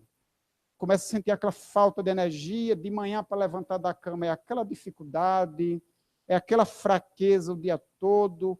Por quê? O esplênico é o maior centro vitalizador do corpo. Todos emitem energia para o corpo físico. Todos fazem isso. Porém, o esplênico faz mais. E ele tem ligação com órgãos importantes, como ele tem ligação com baço, com pâncreas, com fígado, com rins, ele tem ligação com suprarrenais, ele tem ligação com intestinos, então ele tem ligação com várias coisas ao mesmo tempo. Então ele é o maior vitalizador do corpo físico. Então, se ele entra em descompensação, ele não consegue vitalizar o corpo físico como deveria. Aí vem aquela falta de energia que o depressivo sente. Pode não virar uma depressão, pode ser só um processo de estresse, de ansiedade, mais facilmente resolvido, mas se o indivíduo não cuidar daquilo ali, pode ou não desenvolver uma coisa mais complicada como a depressão. Oi? Uma área de filtragem, exato, os rins são filtros, o fígado também faz filtragens, né? Então, é um centro que tem uma grande importância. E é um centro de força altamente abalado na nossa sociedade atual. Graças ao estresse que a gente vive, aos altos níveis quase generalizados de ansiedade, isso afeta grandemente o esplênico. O esplênico ele tem ligação também com o nosso sistema imunológico. sistema de defesa do corpo. Ele tem ligação muito forte com as nossas emoções. Todos têm, mas o esplênico principalmente é o que mais é afetado com as nossas emoções. Então, emoções desencontradas, isso é o que mais a gente encontra hoje, né? Emoções desencontradas, emoções desequilibradas, e isso acaba desequilibrando, descompensando o esplênico, e que isso pode se alastrar e pode virar outras coisas, né? Se desenvolver outras coisas. O indivíduo acaba tendo uma baixa no seu sistema imunológico, e isso acaba abrindo uma porta para várias doenças diferentes, né? Segundo alguns cálculos, cerca de 70% das doenças atuais são geradas pelo estresse. Então, o estresse como causa primeira. Cerca de 70%, vários tipos de cânceres, doenças cardíacas, diabetes, problemas gástricos, problemas no fígado, AVCs, daí por diante. Então, o estresse é uma característica da nossa sociedade atual, e que vai descompensar principalmente o esplênico. E aí descompensa o esplênico, descompensa o sistema de defesa do corpo, e aí você está com imunidade baixa e uma possibilidade de desenvolver, dependendo de sua estrutura, desenvolver um problema cardíaco, desenvolver um problema gástrico, desenvolver um câncer, desenvolver coisas mais graves, mais sérias. Então, é muito bom que a gente cuide desse aspecto de nós mesmos, que é o estresse, a ansiedade, que a gente cuide disso. Porque isso realmente gera uma debilidade muito grande em nosso organismo, não só físico, como perispiritual também, né?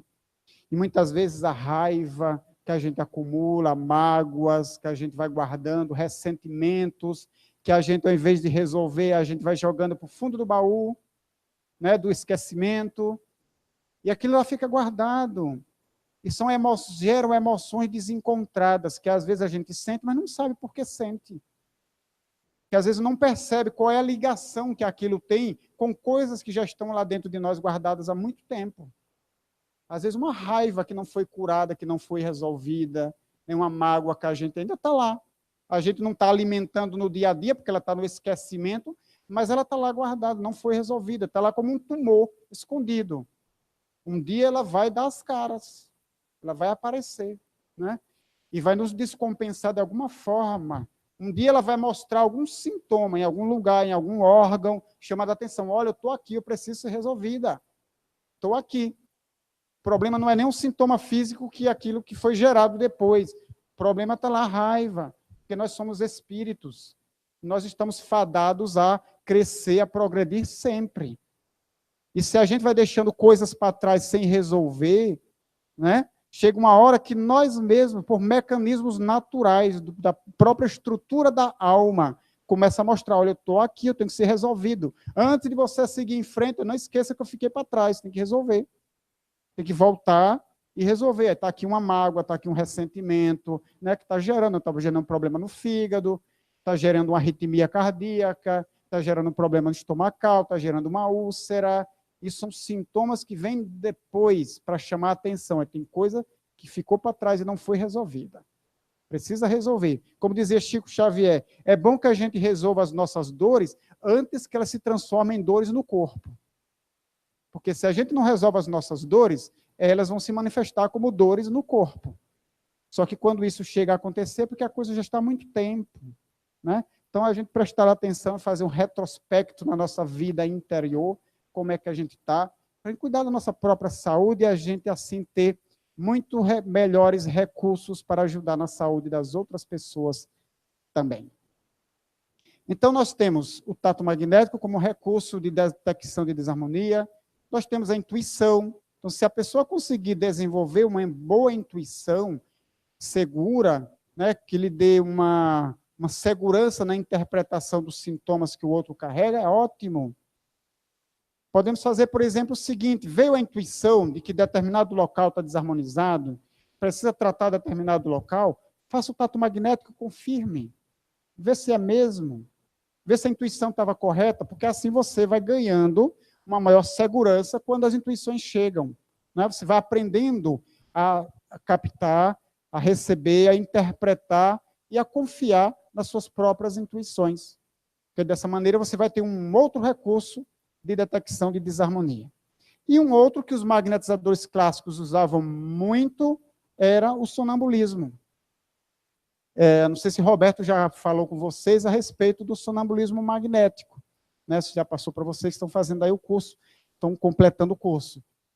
O sonambulismo magnético, que Kardec fala lá no Livro dos Espíritos, no capítulo 8º da segunda parte do Livro dos Espíritos, a Emancipação da Alma. O sonambulismo magnético ele foi utilizado pela primeira vez pelo Marquês de Puisségui. Então, o Marquês, que foi discípulo de Mesmer, então Mesmer era chamado de o pai do magnetismo, o Marquês de Puisségui foi chamado de o pai do sonambulismo, que foi ele quem primeiro veio a utilizar. Mesmer já conhecia o sonambulismo, porém não se deteve nisso. A tarefa dele era mais diretamente relacionada às questões do magnetismo propriamente. Puisségui descobriu o sonambulismo e descobriu uma forma de utilizar, que era quando o doente tinha a possibilidade de entrar num transe de sonambulismo, ele próprio orientava o magnetizador no tratamento. Então, ele próprio dizia das suas desarmonias, das suas necessidades, da sua doença, e como o tratamento deveria proceder.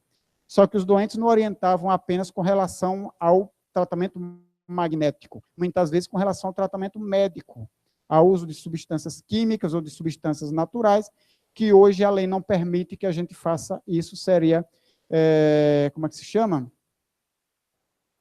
Isso. Então não dá para se fazer hoje isso, a lei não permitiria. Mas se pode utilizar um sonâmbulo para orientação sobre tratamento magnético propriamente dito. Orientar o magnetizador como poderia ser tratado, né? Logicamente, a pessoa precisa ter essa faculdade.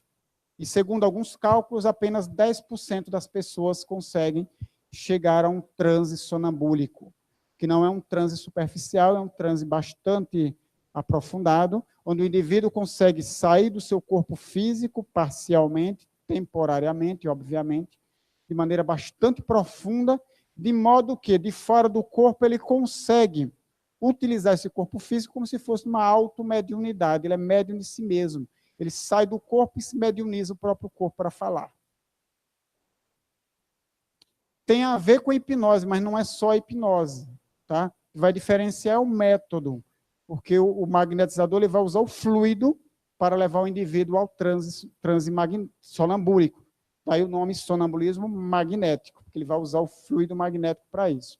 Já o hipnotizador ele vai usar ou a palavra, ou às vezes ele usa um objeto, às vezes ele usa um sinal já convencionado com o hipnotizado, com o sujeito, e ele entra no transe. Tá? Tem hipnotizadores que conseguem levar o indivíduo a transes bastante profundos, ao nível do sonambulismo. Outros não, provocam transes mais superficiais. Cerca de 98% das pessoas conseguem entrar em algum tipo de transe, do mais leve ao mais profundo. Algum tipo de transe. 98% das pessoas conseguem. Apenas 2% da população não consegue entrar em transe nenhum. Mas desses, apenas cerca de 10% conseguem chegar ao nível de um transe sonambúlico, que é bastante aprofundado. E é uma ferramenta bastante interessante, porque o indivíduo em estado de transe, ele sabe da sua doença. Ele sabe o que realmente lhe incomoda, ele sabe a raiz daquele problema, mesmo raízes emocionais, raízes espirituais. Ele consegue identificar, porque ele está ali falando como espírito, fora do corpo. Então, como ele está desvencilhado do corpo físico, ele tem uma menor influência da matéria sobre o seu raciocínio, sobre o seu pensamento. Daí porque ele consegue ter uma percepção melhor com relação às suas próprias necessidades. Então, ele consegue orientar melhor o seu próprio tratamento. Para exemplificar, uma vez eu fui aplicar o passe em uma senhora, eu sabia que ela era sonâmbula, ela chegou para o passe reclamando de muita dor de cabeça. Muita dor de cabeça. E aí, durante o passe, ela entrou, naturalmente, ela entrou em estado de transe, que não era propriamente o transe sonambúlico, mas deu para a gente conversar. Então, eu perguntei para ela por que daquela dor de cabeça. Por que ela chegou sentindo tanta dor de cabeça? Ah, porque hoje eu entrei num certo desequilíbrios, eu me desesperei, hoje eu chorei, eu me apavorei, e daí eu gerei a dor de cabeça, porque eu acabei atraindo alguns espíritos afins, e aí a dor de cabeça. Tá, e como é que eu faço para tratar essa dor de cabeça e afastar isso de você? Ela não tinha o conhecimento técnico como a gente tem, de falar assim, ó, trate o humeral, use dispersão, use transversais no meu humeral, que você vai resolver. Ela não sabia dizer a nomenclatura, porque ela não tinha esse conhecimento. Mas ela sabia dizer como. Diz, olha, é aqui atrás, tá? Mas aqui atrás aonde? É na nuca? Não, não é na nuca, é mais embaixo. Tá, então deve ser no centro humeral. Tá, é isso mesmo. Estão dizendo que é esse o nome. E eu trato como? Aí ela disse assim, olha, estão dizendo, ou seja, os espíritos estão dizendo que você tem que fazer um movimento rápido. Ah, então é dispersão. Tá, dispersão numeral. Tudo bem, fiz a dispersão numeral, depois ela saiu do transe, terminei o passe e ela não estava mais com dores de cabeça. As dores de cabeça tinham passado completamente. Tá? Então, ela própria teve a percepção de onde, do que era o problema dela, não foram os espíritos que lhe disseram, porque o sonambulismo não é uma espécie de mediunidade. O sonambulismo é uma faculdade anímica. Tá? O indivíduo fora do corpo físico, ele tem uma percepção ampliada, porque ele tem uma influência menor do corpo material. Então, ele tem uma capacidade maior de perceber, de entender as coisas. Então, ele entendia a causa, a origem do seu problema e aonde é que deveria tratar. Mas, na hora que eu perguntei da técnica, os espíritos tiveram que ajudar a ela, porque ela não sabia dizer. Aí funcionou, que Kardec chamou de sonambulismo, de mediunidade sonambúlica, que é um misto de fenômeno anímico com mediunidade. É anímico porque o sonambulismo é um desprendimento, é uma saída do corpo.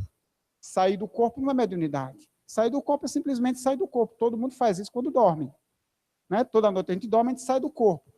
Então, você entra no estado de transe, você sai do corpo. Isso não é necessariamente uma mediunidade.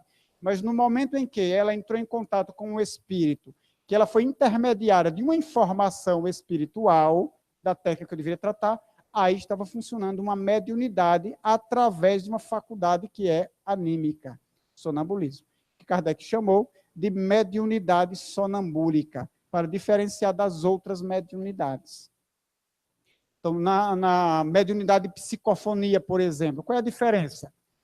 A mediunidade de psicofonia, onde o espírito fala através do médium, a mediunidade sonambúlica. A diferença é muito pouca, mas há uma diferença aí. Na psicofonia, geralmente o espírito vai falar em terceira pessoa. É o espírito falando através do médium. É o espírito que transmite a informação através do médium. Então, o espírito vai falar em terceira pessoa. Eu me chamo fulano de tal, vim trazer orientação tal, vim falar isso, isso, isso para vocês. Essa é a mediunidade de psicofonia. Na mediunidade sonambúlica, que aí você tem um misto de mediunidade e faculdade anímica, quem fala, quem transmite a informação é o próprio ser encarnado, não é o espírito. O espírito fala para ele, mas não através dele. Fala para ele. Então, o sonâmbulo ele vai dizer assim, como a minha amiga em transe disse, eles estão dizendo, ou seja, o espírito falou através dela. Se fosse mediunidade psicofônica, o espírito ia dizer, eu acho que você deve tratar assim, assim, assim. Você deve usar dispersões transversais no centro humeral dela, que isso vai resolver o problema dela. Isso seria a mediunidade psicofônica. Mas não foi assim que aconteceu. Ela mesmo, ela encarnada, que diz, ó, os espíritos, eles estão dizendo que é para fazer assim, assim, assim. Ou seja, quem me deu a informação foi ela, a própria encarnada, usando seu corpo físico como intermediário, mas transmitindo informação que não pertencia a ela, pertencia aos espíritos. Você ia falar?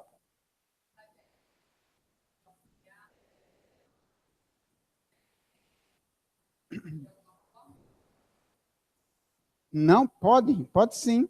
Como eu falei, os magnetizadores clássicos, eles usavam muito o sonambulismo. Não existia um magnetizador que não conhecesse o sonambulismo e não utilizasse.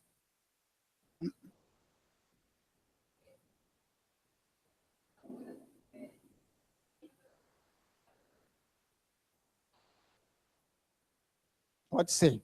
Aí nós temos duas possibilidades. No caso que eu contei aqui, o próprio doente que era sonâmbulo.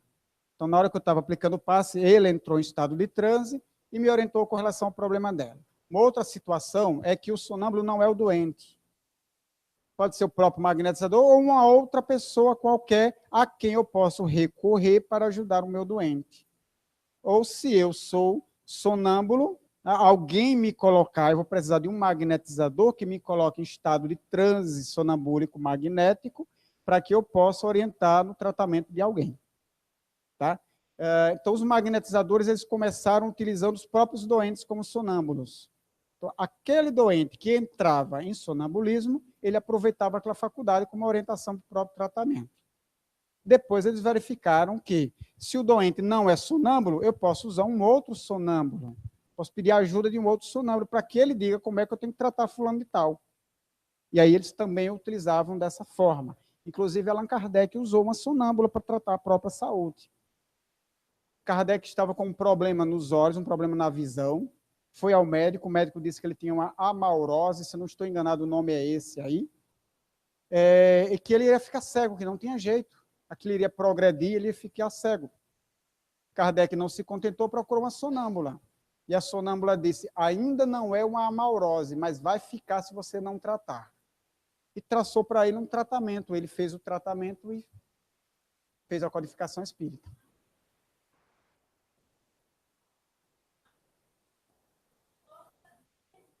Uma orientação, exatamente.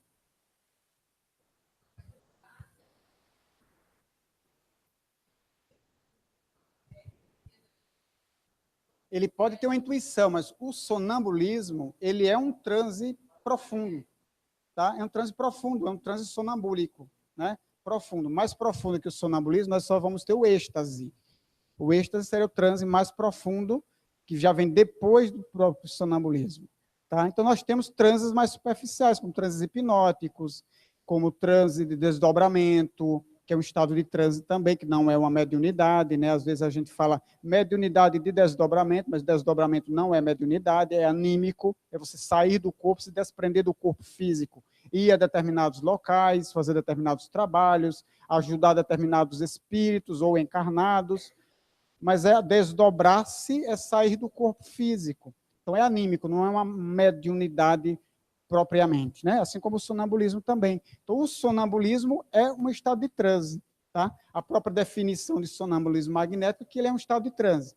Agora, nós temos indivíduos que têm essas percepções que o sonâmbulo tem, sem precisar entrar em estado de transe. Ele já não é sonâmbulo, são os portadores de dupla vista. Tá? O portador de dupla vista, ele não entra necessariamente no estado de transe, ou ele pode entrar no estado de transe que é quase imperceptível. Ele pode estar conversando com você e, ao mesmo tempo, tendo várias percepções sobre o seu estado de saúde, sobre o seu tratamento, sobre sua vida, sobre o seu processo reencarnatório, sobre suas encarnações passadas, sobre o seu futuro, porque ele tem dupla vista, é a vista da alma, que enxerga além da matéria, mas sem precisar entrar num estado profundo de transe, como o sonâmbulo tem que fazer.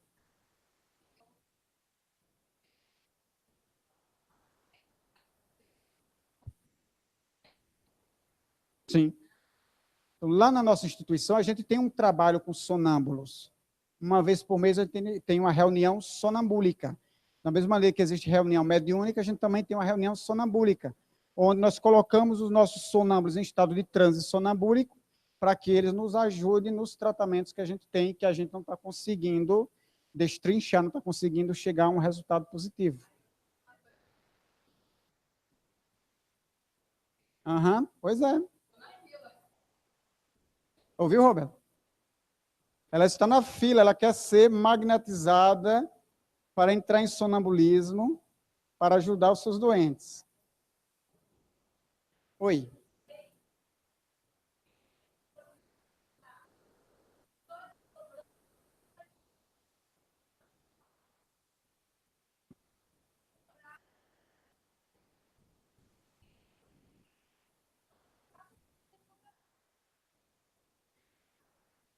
Isso. Todo sonâmbulo passa pelo desdobramento, que é mais superficial. Se ele tiver a faculdade sonambúlica, esse transe vai aprofundando, aprofundando, aprofundando, até chegar ao estágio de sonambulismo propriamente dito. Olha, eu não sei diferenciar durante o estado de transe. Mas o que é que acontece? Tem uma característica que só existe no sonambulismo propriamente dito, que a gente só reconhece quando ele sai do estado de transe. Se ele chegar ao estado de transe sonambúlico propriamente dito, ele não recorda de nada, ele não lembra. Ele não lembra o que passou, o que ele vivenciou, o que ele falou, o que ele conversou, ele não lembra.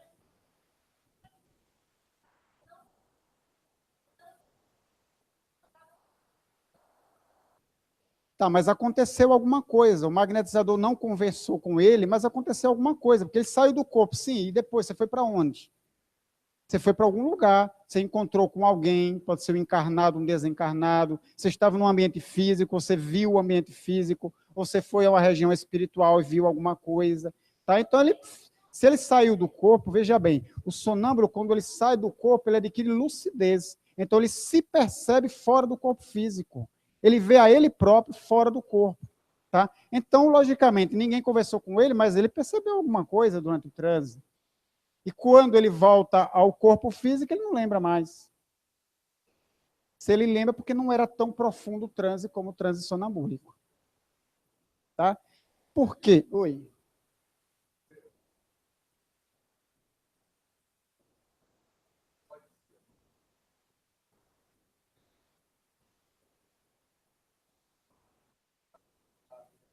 Sim. Estando em transe? Pode. Eu nunca tentei fazer isso, mas pode sim, é uma possibilidade. Ele entrar em transe e até onde a pessoa, o doente está, e lá ele aplicar um passe, ele estando fora do corpo, como espírito. É uma possibilidade. Eu nunca testei, mas é possível sim. Tá? Inclusive na apometria se faz esse tipo de coisa também. Né? Não se leva propriamente, necessariamente, ao estado de transe sonambúlico, mas o indivíduo entra em estado de desdobramento, muitas vezes se encontra com o doente e trata. Então, há essa possibilidade, apesar de eu nunca ter testado. Ok? Que oração? Tá. Dá tempo de a gente ver aqui as regras do passe. A gente vai tentar, antes da gente encerrar hoje, dar um tempinho só para perguntas, tá? Se alguém quiser tirar mais alguma dúvida. Então, as regras do passe. Primeira regra de distância. Quanto mais perto eu aplico o passe da pessoa, mais o passe é ativante. Quanto mais longe, mais ele se torna calmante. Tá? Isso é uma regra. Calmante não é aquele passe que eu aplico com calma, não é aquele passe que eu aplico longe. Quanto mais longe, mais ele tem um efeito calmante. Quanto mais próximo, mais ele ativa, mais ele se torna ativante. Essa é uma das regras. Segunda regra, a velocidade. Quanto mais lento, mais ele é concentrador. Quanto mais rápido, mais ele é dispersivo. Então, se eu aplico lento, não significa calmante, significa concentrador. Então, ativante e calmante tem a ver com distância. Concentrador e dispersivo tem a ver com velocidade. Quanto mais lento, mais eu concentro. É fácil da gente entender. Porque à medida que a minha mão vai passando lentamente, vai concentrando fluido. Então, se eu passo devagarzinho, vai dando tempo de fazer uma concentração maior. Mas se eu passo rápido, a concentração aí, se aconteceu, é mínima, porque quase não deu tempo. Então, ele toma um efeito dispersivo. Tá? Então, rápido ou disperso, quanto mais rápido, mais ele é dispersivo, quanto mais lento, mais ele é concentrador. E a terceira regra é de cima para baixo sempre, o passe tem que ser aplicado. Sempre da cabeça, no sentido da cabeça para os pés. Então, se a cabeça da pessoa está aqui, eu vou aplicar o passe no sentido da cabeça para os pés. Sempre de cima para baixo. Se eu vou aplicar só no braço, do ombro para a mão. Não vai ser da mão para o ombro. Do ombro para a mão. Se eu vou aplicar apenas no membro inferior, é da coxa para o pé. Sempre. Então, sempre no sentido cabeça aos pés, mesmo que não seja um passe que a gente chama de grandes correntes, né? Geral. Tá? Então, sempre de cima para baixo. E aí, a gente ouve falar que os centros posteriores, eles trabalham com refluxo fluídico. Que essas energias, elas descem, mas elas têm que subir. Porque que elas descem e acontece o quê? Somem? Não, não somem. O que sobrou tem que refluir, porque elas precisam continuar se movimentando. Lógico que nessa movimentação ele está captando energia, ele está emitindo energia, ele está distribuindo, ele está consumindo energia em todo esse trabalho, está enviando energias para o corpo físico também, para alimentar o corpo físico. mas as energias elas vão descendo, mas depois elas têm que refluir. Esse trabalho de refluxo das energias é trabalho dos centros posteriores, do centro das costas. Não significa dizer que aqui nas costas a energia funcione no sentido inverso. Não é assim. Ao redor 360 graus do nosso eixo, as energias elas sempre descem. Então, nas costas também elas descem. Por isso que nas costas a gente também tem que aplicar de cima para baixo, porque senão a gente congestiona o indivíduo. Tá aí o refluxo, ele acontece por um outro caminho, que a gente ainda não sabe definir por onde é este caminho, como é que isso acontece, mas não é algo que a gente consiga atingir através das nossas técnicas na atualidade. Então, até o presente momento, a gente só consegue trabalhar as energias que estão funcionando, que estão se movimentando de cima para baixo. Por enquanto, se a gente tentar trabalhar as energias que estão refluindo, a gente acaba congestionando, não dá certo. Hã? São coisas distintas. Elas fluem e elas refluem. Mas os centros, tanto anteriores quanto posteriores, trabalham as energias que vão descer, mas eles acabam bombeando essa energia para que ela reflua, para que ela retorne para o coronário. Então, ela volta para o coronário e vai refluir novamente, né? Então, vai havendo esse ciclo, essa movimentação cíclica, né, das energias, e o ideal é que ela se movimente de maneira harmônica, de maneira eficiente, mas quando a gente vai pensar que elas têm que funcionar de maneira equilibrada, não significa que é sempre mantendo a mesma dinâmica. Não é assim. Por exemplo, eu estou aqui falando o tempo todo para vocês. Então, muito provavelmente, meu laringe e meu frontal devem estar trabalhando muito por causa dos raciocínios e por causa da emissão da voz. Isso não é desequilíbrio, isso é normal. Quando eu terminar, quando eu parar de falar, aos poucos eles vão voltando à normalidade. Se eu acabei de almoçar, obviamente que o meu gasto vai trabalhar mais, porque ele tem um trabalho ali para fazer de imediato. Tem digestão que ele precisa trabalhar. Então, ele vai trabalhar mais que os outros, porque ele precisa ser aquele trabalho. Quando terminar a digestão, ele vai acalmar novamente, vai voltar a um outro ritmo. Então, o equilíbrio do nosso sistema fluídico é um equilíbrio dinâmico, assim como no corpo. Tem momentos que a gente precisa que o coração bata mais rápido, quando a gente está subindo uma escada, por exemplo. Ele precisa bater mais rápido, isso não é desequilíbrio. Isso é fisiológico, é normal. Lógico que depois a gente subiu, está lá em cima, descansou, ele vai voltar ao ritmo normal.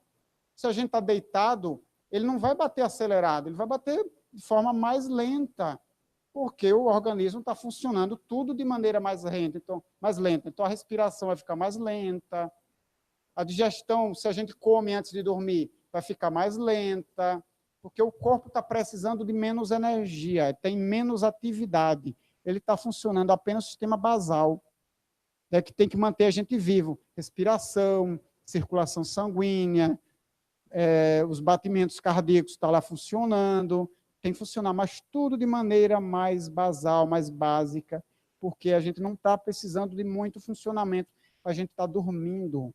Então, o corpo está com atividade baixa. Então, esse sobe e desce na produção de substâncias internas, na produção de hormônios, etc. e tal. Então, se a gente vai fazer uma corridinha, vai fazer um Cooper na beira da praia, o que é que acontece? Você vai correr, você precisa de mais energia. Elas vão ser direcionadas às pernas, porque você está correndo. O coração vai acelerar, porque precisa bombear mais o sangue. A respiração vai ficar mais ofegante. Isso não é doença, não é desequilíbrio. É normal, é fisiológico. Depois você parou a corrida, aquietou, isso vai voltar à normalidade. Nosso sistema fluídico também funciona assim. Então, tem momentos que centros de força estão trabalhando mais rápido, ou mais devagar, estão distribuindo mais energia, estão distribuindo menos. Um está captando mais, o outro está assimilando mais, de acordo com a necessidade disso aí. Então, às vezes, o sistema... as energias fluem de maneira um pouco mais rápida, de outro momento, de maneira mais lenta, dependendo da necessidade. Agora, quando está em desequilíbrio, aí é outra história, né? como diz o Barão de Poté, as doenças elas são originárias de duas situações, ou excesso de energia ou falta de energia. E isso, logicamente, vai gerar uma dificuldade na circulação do fluido, porque um centro de força que não está captando direito, ou não está emitindo direito as energias, que não processa direito os fluidos, acaba, de uma certa forma, prejudicando a própria circulação como um todo, né? E gerando outros problemas, gerando problemas maiores. Ok? Podemos dar uma paradinha aqui, agora? 4 horas? Pelo menos no meu esquema aqui tem, que é para parar às 4 horas, 16 horas, Roberto? Podemos dar uma paradinha agora? Ok, então tá. Daqui a pouquinho a gente volta, então.